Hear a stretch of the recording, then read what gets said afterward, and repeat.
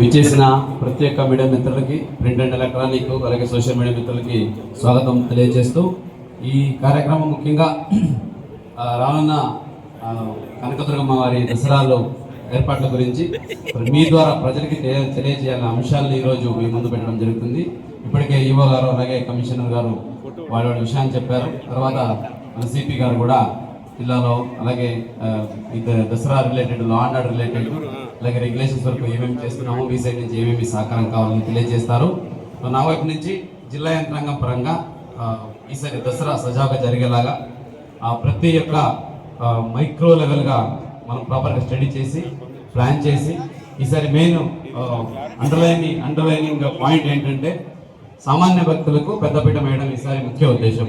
వచ్చే common devotees ఎవరైతే ఉంటారో వాళ్ళకి ఎక్కడ అసౌకర్యాలు కలగకుండా వాళ్ళు ఒక మంచి భక్తిభావంతో వచ్చి అమ్మవారిని మంచిగా చూసుకొని మంచి అనుభూతితో ఒక మంచి ఎక్స్పీరియన్స్ తీసుకొని వాళ్ళు ఇంటికి తిరిగి వెళ్ళాలి అనే ఉద్దేశంతో ఈసారి కొన్ని చిన్న చిన్న మార్పులు కూడా తీసుకురావడం జరిగింది.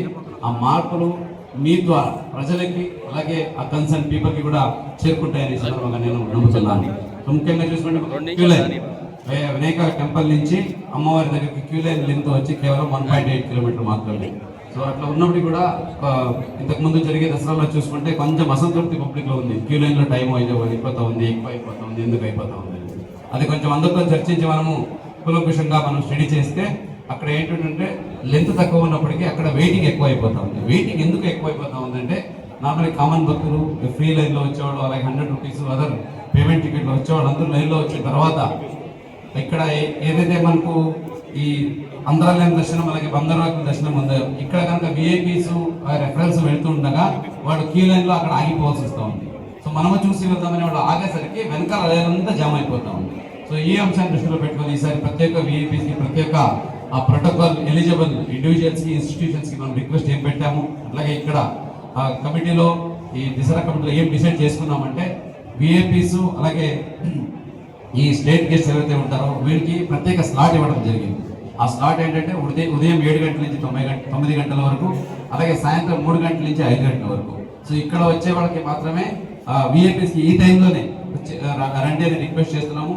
అక్కడ వచ్చే వాళ్ళకి మాత్రమే అంతరాలయం దర్శనం అనేటువంటి ఉంటుంది. ఎందుకు ఈ టైం అని మీరు అడగచ్చు.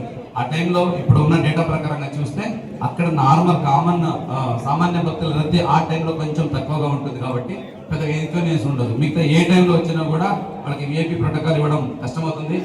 ఇవ్వాలని మనం ట్రై చేసినా కూడా సామాన్య భక్తులకి అసంతృప్తి కలుగుతుంది. మీకు తెలిసే ఉంది, సామాన్య భక్తులకి అసంతృప్తి కలిగితే మనం చేసిన ప్రయత్నం అంత ఉపయోగం ఉండదు. దసరా ఫెస్టివల్ సెలబ్రేషన్ మనం సక్సెస్ఫుల్గా